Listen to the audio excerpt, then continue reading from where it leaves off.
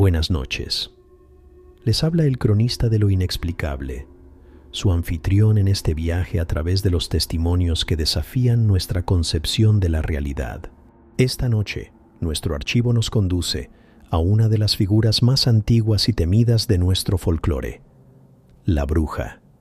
En México, la palabra brujería no es solo un cuento de hadas. Para muchos, es una realidad palpable, una fuerza a la que se acude en busca de amor, de fortuna o de venganza.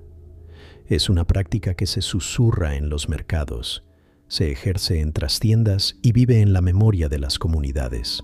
Las historias que he recopilado para ustedes no son los relatos fantásticos de hechiceras con escoba y caldero. Son crónicas íntimas y aterradoras de gente común, de familias que se vieron enredadas en una red de rituales, maldiciones y presencias que alteraron sus vidas para siempre. Son testimonios que exploran la delgada línea entre la fe, la superstición y un poder oscuro y tangible que, a veces, responde al llamado. Les invito a apagar las luces, a ponerse cómodos y a escuchar con mente abierta, porque las historias de brujas más aterradoras no son las que se leen en los libros, sino las que se viven en la casa de al lado. La historia que están a punto de escuchar me fue confiada por un hombre llamado Natanael, un trailero que ha recorrido todos los caminos de este país.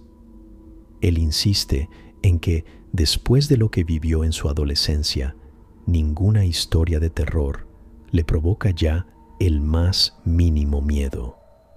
Su relato es un testimonio crudo sobre cómo la desesperación puede llevar a una familia a aceptar la ayuda equivocada y sobre las entidades que vigilan las colonias más humildes de nuestro México.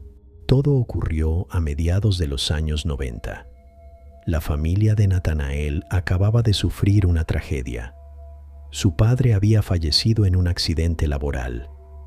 Poco después, un fallo eléctrico provocó un incendio que dejó su casa inhabitable y a su abuela, que vivía con ellos, gravemente afectada por el humo. Se encontraron en la calle, sin dinero y con el alma rota. En medio de esa desesperación, una mujer de su comunidad, la señora Minerva, les ofreció una solución. Les ofreció una casa que tenía en renta, prometiendo que podían quedarse ahí y que no se preocuparan por el pago hasta que se recuperaran. La casa estaba en una colonia que, en palabras de Natanael, calificarla de brava era quedarse corto. Era una zona peligrosa, llena de pandillas y con una energía pesada y violenta. La casa en sí era pequeña, de 3 habitaciones sin ventanas, casi ciega, con la sensación de estar perpetuamente a oscuras.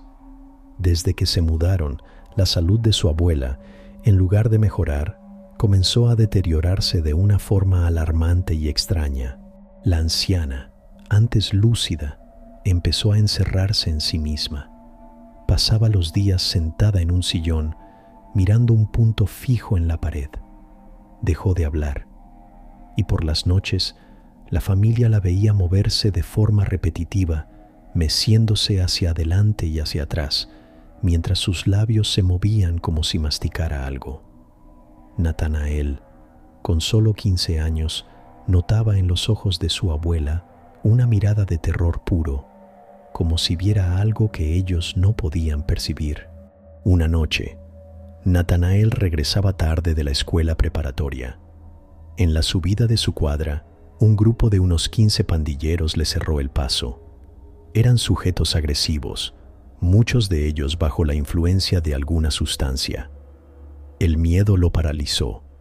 El líder del grupo, un tipo al que apodaban el Dimas, se le plantó enfrente. Natanael, aterrado, solo atinó a recordar las palabras que la señora Minerva le había dicho al ofrecerles la casa. Si alguna vez tienes problemas, solo di que yo soy tu guardiana. Tartamudeando por el nerviosismo, Natanael dijo: Minerva, Es mi guardiana. Los pandilleros que habían comenzado a reírse callaron en seco. Sus rostros se transformaron. El Dimas lo miró con una expresión que era una mezcla de miedo y respeto. «Esta es de la Minerva. Lárguense», le dijo a sus compañeros. El círculo se abrió y dejaron pasar a Natanael. Mientras se alejaba, escuchó al Dimas decirle: «Salgo de la casa. Minerva no les está cobrando verdad». Natanael llegó a casa confundido, pero aliviado. Sin embargo, el ambiente dentro era cada vez más opresivo. Su abuela empeoraba y la casa parecía moverse y crujir por las noches. Pasó casi un mes y la situación se volvió insostenible. Fue entonces cuando su madre, en un acto de desesperación, confesó la verdad. La señora Minerva no era una simple benefactora. Era conocida en el bajo mundo de la colonia como una bruja poderosa, una mujer a la que incluso los criminales más duros temían y respetaban. La casa no se las había prestado, se las había asignado, y la enfermedad de la abuela no era natural. La casa misma parecía estar consumiéndola, aprisionando su espíritu. La familia estaba atrapada, viviendo bajo el techo de una bruja, en una casa que parecía tener vida propia. Fue entonces cuando Natanael, con la rebeldía de sus 15 años, decidió buscar ayuda en el único lugar que su crianza cristiana le dictaba. Fue a ver al pastor de una pequeña iglesia cercana.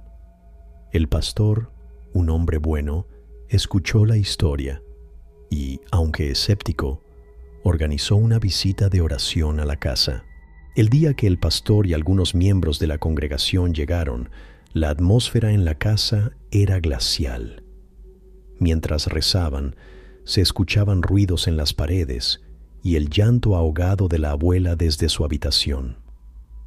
El pastor, visiblemente perturbado, terminó la oración y se fue, no sin antes advertirles que había fuerzas en ese lugar que superaban su entendimiento. La visita no solo no ayudó, sino que pareció enfurecer a la presencia de la casa. Esa noche, Natanael fue testigo del verdadero horror. Estaba en su cuarto cuando escuchó un ruido en la sala. Al asomarse, vio una figura enorme y oscura retorciéndose en el techo, una sombra con brazos largos que parecía buscar algo. Se escondió, rezando, y escuchó la voz de una niña susurrando desde el pasillo: «Los señores de la noche». Al día siguiente, su madre, finalmente quebrada, lo confesó todo. La señora Minerva los había visitado. Les había dicho que la ayuda del pastor había sido un insulto, que la casa y todo lo que había en ella, incluida la abuela, le pertenecían, y que si querían que el alma de la anciana descansara, debían irse y no volver jamás. Huyeron de esa casa como si escaparan de un incendio. Dejaron todo atrás. Se refugiaron con otros familiares. La abuela falleció a los pocos meses. Natanael me cuenta que nunca volvió a esa colonia. Pero la experiencia le enseñó una lección terrible: que en el México de los barrios olvidados, la brujería no es un mito, es una estructura de poder, una ley invisible que rige la vida y la muerte. Y hay guardianas a las que es mejor no tener que deberles un favor. El relato de Natanael nos muestra la brujería como un poder territorial, casi feudal, que opera en las sombras de la comunidad. Pero también existe la brujería transaccional, aquella a la que se acude voluntariamente para solicitar un servicio, un trabajo para obtener amor, dinero o venganza. La siguiente crónica es un testimonio anónimo, la confesión de una mujer que, en un acto de obsesión, recurrió a una de estas practicantes y desató un infierno del que nunca pudo escapar. La historia que están por escuchar llegó a nosotros como un largo correo electrónico, enviado por una mujer que pidió mantenerse en el anonimato. Su relato es una confesión y una advertencia sobre las consecuencias de forzar la voluntad de otra persona a través de la brujería, un acto comúnmente conocido como amarre. La remitente, a quien llamaremos Laura, estaba obsesionada con un hombre. Era un compañero de trabajo que apenas la notaba. Tras meses de intentos fallidos por llamar su atención, la frustración de Laura se convirtió en desesperación. Una amiga, en una conversación imprudente, le habló de una mujer, una señora que vivía en las afueras de la ciudad y que arreglaba cosas de amores. Impulsada por su obsesión, Laura consiguió la dirección y fue a verla. La casa era humilde, pero el interior estaba lleno de parafernalia esotérica. La señora, una mujer mayor de mirada penetrante, la escuchó sin decir palabra. Cuando Laura terminó de explicar su caso, la mujer sonrió. «El amor no se pide, se toma», le dijo. «Pero todo tiene un precio». El trabajo requería 3 cosas: una fotografía del hombre, una prenda de vestir usada por él y algo de su propia sangre y agua, como le especificó la bruja. Además, una suma de dinero considerable. Laura, cegada, no dudó. Durante una semana planeó cómo obtener los objetos. Logró robar una camisa del hombre de su casillero en el trabajo y, con una excusa, consiguió que él le firmara un documento, del cual después recortó un pequeño trozo de papel con una mancha de café que él mismo había derramado, esperando que eso contuviera algo de su esencia. La parte más difícil fue la propia, pero siguió las instrucciones al pie de la letra. Regresó a la casa de la bruja con los objetos y el dinero. La mujer realizó un ritual en su presencia.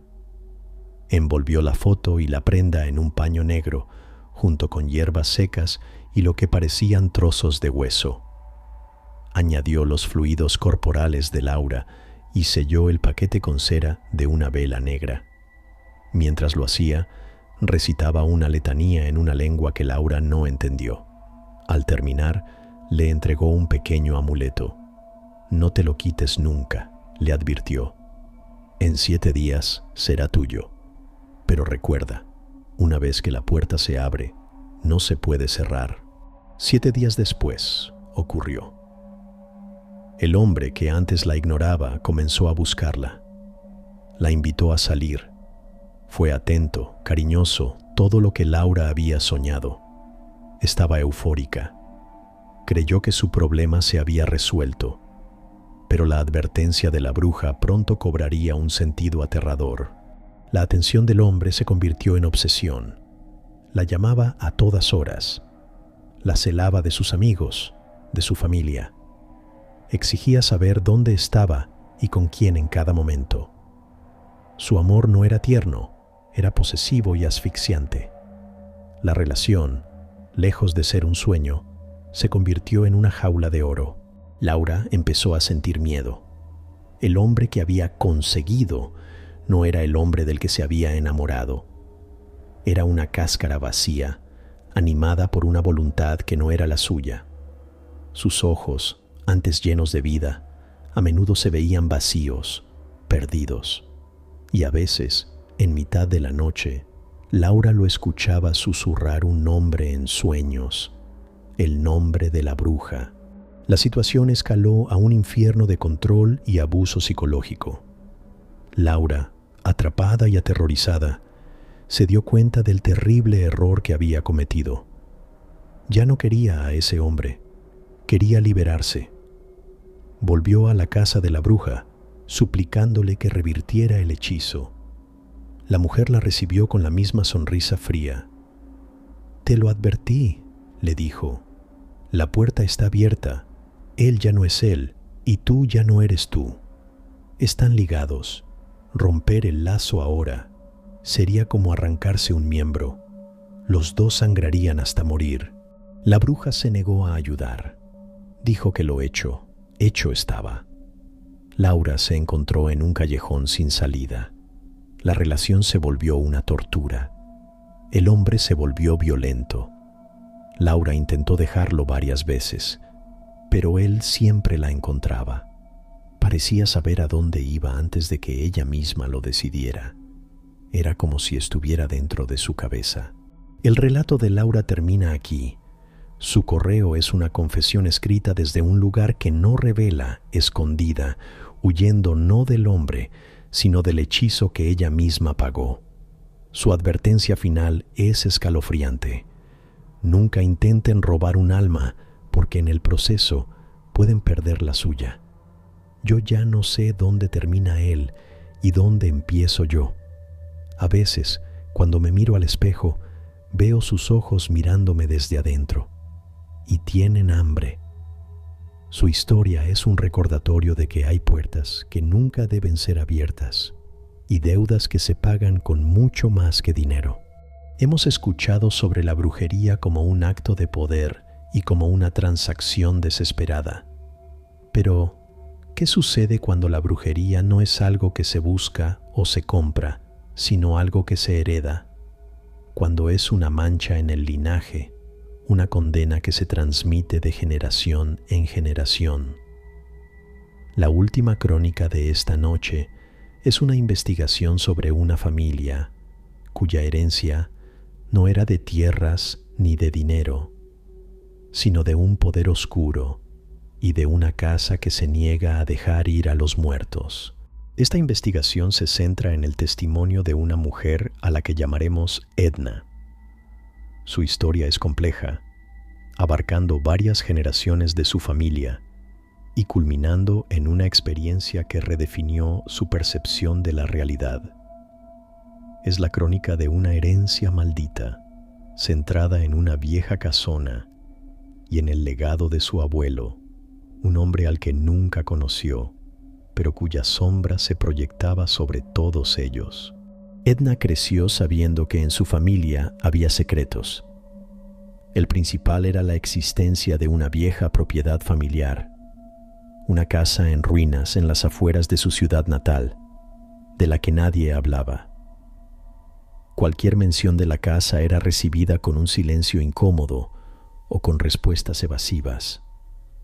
Sus padres y sus tíos se referían a su abuelo, el dueño original de la casa, en tonos bajos y con una mezcla de miedo y resentimiento. Cuando Edna cumplió 14 años, la curiosidad la venció. Junto a sus primos, decidió visitar la propiedad abandonada. La casa estaba en un estado lamentable, derrumbándose lentamente, consumida por la naturaleza. Mientras exploraban el lugar, Edna se sintió observada. En un momento, al pasar por una de las habitaciones vacías, vio algo que la dejó helada. Sentada en un rincón, había una niña pequeña, de cabello muy rubio y con unos ojos que no parecían humanos. Tenía ojos de serpiente, me dijo Edna. La niña le sonrió y luego, simplemente, se desvaneció. Aterrada, Edna corrió con sus padres, quienes, al escuchar la descripción de la niña, palidecieron. Esa noche, finalmente le contaron la verdad. Su abuelo no había sido un hombre común, había sido un brujo, un hechicero poderoso y maligno que había utilizado a su propia familia y a otras personas para sus rituales. Hacía pactos con demonios y entidades oscuras a cambio de poder y riqueza. La casa no estaba simplemente abandonada, estaba sellada. Era un nexo de poder oscuro, un lugar donde las víctimas y las entidades convocadas por su abuelo aún residían. La niña con ojos de serpiente era una de esas entidades, una guardiana o una manifestación del mal que anidaba allí. Años después, el abuelo, viejo y enfermo, murió en esa casa. Pero su muerte no trajo paz. La familia sabía que el mal seguía latente. La leyenda familiar decía que el poder del brujo debía ser relevado, que alguien del linaje debía tomar su lugar para mantener a las entidades bajo control o liberarlas por completo. Nadie se atrevió. Simplemente abandonaron la casa, esperando que el tiempo la devorara junto con sus secretos. La experiencia de Edna la marcó, pero la vida continuó. Pasaron los años. La historia se convirtió en un cuento de terror familiar, hasta que uno de sus primos, ahora un adulto y un empresario pragmático, decidió que la leyenda era un disparate. Vio la propiedad no como un lugar maldito, sino como un terreno valioso. Decidió demoler la vieja casona y construir un pequeño hotel. La familia entera le suplicó que no lo hiciera. Le recordaron las historias, el peligro, pero él se rió de sus supersticiones y comenzó los trabajos de remodelación. Fue entonces cuando el horror latente despertó con una furia renovada. Los trabajadores de la construcción comenzaron a sufrir accidentes extraños. Las herramientas desaparecían. Las máquinas se averiaban sin explicación. Por la noche, los veladores renunciaban, hablando de susurros, de sombras que se movían y de una risa infantil que helaba la sangre. El primo de Edna, terco, siguió adelante. Se mudó a la propiedad para supervisar la obra él mismo. Y los sueños comenzaron. Soñaba recurrentemente con una sombra roja, una figura alta y sin rostro que lo acechaba en la oscuridad de la casa. La sombra no lo atacaba, simplemente lo observaba, y él despertaba con una sensación de terror absoluto y una debilidad que lo consumía día a día. Edna, preocupada, fue a visitarlo. Lo encontró demacrado, paranoico. Él le confesó que la sombra de sus sueños había empezado a manifestarse durante el día. La veía por el rabillo del ojo, una mancha roja que se desvanecía cuando intentaba mirarla directamente. Y la niña de ojos de serpiente, la misma que Edna había visto en su infancia, ahora se le aparecía a él. La veía en los pasillos, en el jardín, siempre sonriendo, siempre observando.